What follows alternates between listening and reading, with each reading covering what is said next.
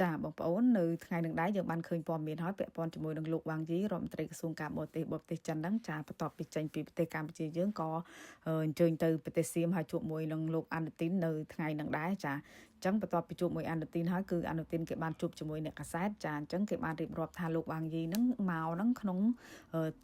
គេហៅថាដើរតួជាអ្នកសម្របសម្រួលរវាងសៀមហើយនិងខ្មែរចាអញ្ចឹងទៅនៅចំណុចហ្នឹងគឺលោកវ៉ាងយីបានប្រាប់អានុទីនថាកម្ពុជាមិនចង់មានចំនួនមិនចង់មានសង្គ្រាមទេចាដើម្បីប្រាប់ឲ្យអានុទីនដឹងណាចាបើយើងនិយាយទៅចេតនាហាន់ចែកនេះគេមិនចង់ឆ្លោះមិនចង់អីទេអញ្ចឹងល្មមឈប់ហើយអាហ្នឹងអាអ្វីដែលខ្ញុំគិតណាចាអញ្ចឹងអានុទីននៅពេលដែលឮលោកវ៉ាងយីនិយាយពាក្យហ្នឹងគឺលោកអានុទីននេះគេប្រាប់ទៅលោកវ៉ាងយីវិញថាប្រទេសសៀមហ្នឹងមិនចង់មានចំនួនជាមួយនឹងអ្នកចិត្តខាងទេបងប្អូនហ្នឹងគេនិយាយអញ្ចឹងណាចាប៉ុន្តែអាការឆ្លោយហ្នឹងអាបេអាបើដូចបើគេនិយាយទៅគេហៅថា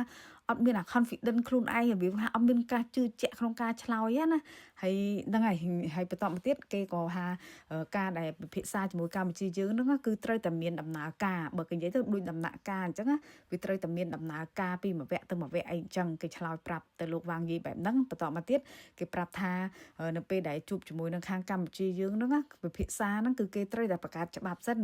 ច្បាប់ហ្នឹងចាគេថាបង្កើតច្បាប់នៃការពិភាក្សាគេថាកំណត់ទិសដៅដើម្បីពិភាក្សាជាមួយយើងនឹងឲ្យច្បាស់លាស់ហើយមួយទៀតហ្នឹងគឺថាធ្វើម៉េចបង្កើតទំនាក់ទំនងចាគេហៅថាបង្កើតទំនាក់ទំនងឡើងមកវិញហើយនឹងមានទំនុកចិត្តមកគេនិយាយទៅគេហៅទំនាក់ទំនងហើយឲ្យមានទំនុកចិត្តក្នុងការដោះស្រាយបញ្ហាហ្នឹងចាអញ្ចឹងអាចចំណុចទាំងប្រមាណហ្នឹងគេបានឆ្លើយតបទៅលោកវ៉ាងយីវិញហើយមួយទៀតគេបានបញ្ជាក់ដែរថាដំណើរការនៃការដែលយើងចរចាជាមួយនឹងយើងហ្នឹងគឺវាមិនបានភ្លាមទេអញ្ចឹងកន្លែងហ្នឹងហើយបើគេនិយាយទៅគេហៅមិនដឹងថាឆ្នាំហ្នឹងឆ្នាំក្រោយមិនបើគេពេញចិត្តគេចូលមកជួបមួយយើងបើគេពេញចិត្តគេពជាគេរលេះរហូតនេះកន្លែងហ្នឹងបងប្អូន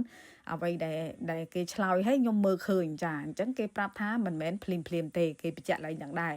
តែទាំងអស់ហ្នឹងក៏ចង់ប្រាប់បងប្អូនដែរថាគ្រាន់តែជាការឆ្លើយជាមួយអ្នកកសែតទេតែបន្ទាប់ពីនឹងទៀតផ្ទៃក្នុងគេពិភាក្សាគ្នាយ៉ាងម៉េចហើយឬមួយក៏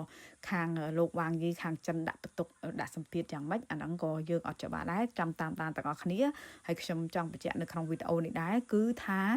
អានុទីនឆ្លើយអត់ច្បាស់លាស់ទេអញ្ចឹងអាបេអាបើដឹងខ្ញុំចូលទៅមើលទៅគឺ comment ភាគច្រើនគឺអត់ពេញចិត្តអានុទីនឥឡូវហ្នឹងទេព្រោះអីភាគច្រើនគឺឆ្លើយមិនច្បាស់លាស់ហើយមិនមានភាពក្លាហានដោយអង្គការដែលបោះឆ្នោតចាអញ្ចឹងឃើញមានប្រជាជនសៀមចូលទៅស្ដីឲ្យថាហេតុអីអ្នកឯងក៏មិនខ្លាំងដោយអង្គការរកសម្លេងឆ្នោតហើយគេដែលគេបោះឆ្នោតឲ្យអានុទីនហ្នឹងគឺដោយសារថាអានុទីនហ្នឹងគឺបិទព្រំដែនជាមួយខ្មែរយើងអានុទីនធ្វើសង្គ្រាមជាមួយខ្មែរអានុទីនប្រឆាំងដាច់ខាតជាមួយខ្មែរគឺគ្មានថ្ងៃត្រូវគ្នាជាមួយខ្មែរកន្លែងហ្នឹងបានជាអានុទីនជាប់ឆ្នោតអញ្ចឹងខ្ញុំចង់បញ្ជាក់ប្រាប់បងប្អូនឲ្យបានដឹងថាគេស្អប់យើងណាស់គេចង់បានតែដីយើងទេចាគេប្រមាថមើងងាយសັບគ្រប់ចា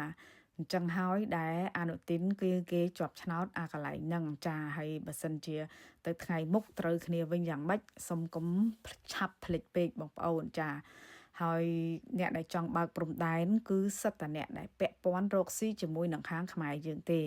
សម្រាប់ប្រជាជនសៀមដែលគេមិនពាក់ព័ន្ធគេមិនបានទទួលផលចំណេញពីខាងយើងគឺគេមិនចង់បើកគេមិនចង់ជួបមុខយើងទេចាហ្នឹងហើយរាល់ថ្ងៃដឹងស្រាប់ហើយទិញមានលុយទិញហើយទិញរបស់គេឌីលកប់តាមសារព័ត៌មានរាល់ថ្ងៃអញ្ចឹងទៅថ្ងៃមុខសូមឲ្យបងប្អូនចាំហើយជួយប្រាប់កូនចៅឲ្យដឹងផងកុំឆាប់ភ្លេចពេកបងប្អូនអើយហ្នឹងហើយខ្ញុំមានតែប៉ុណ្្នឹងទេ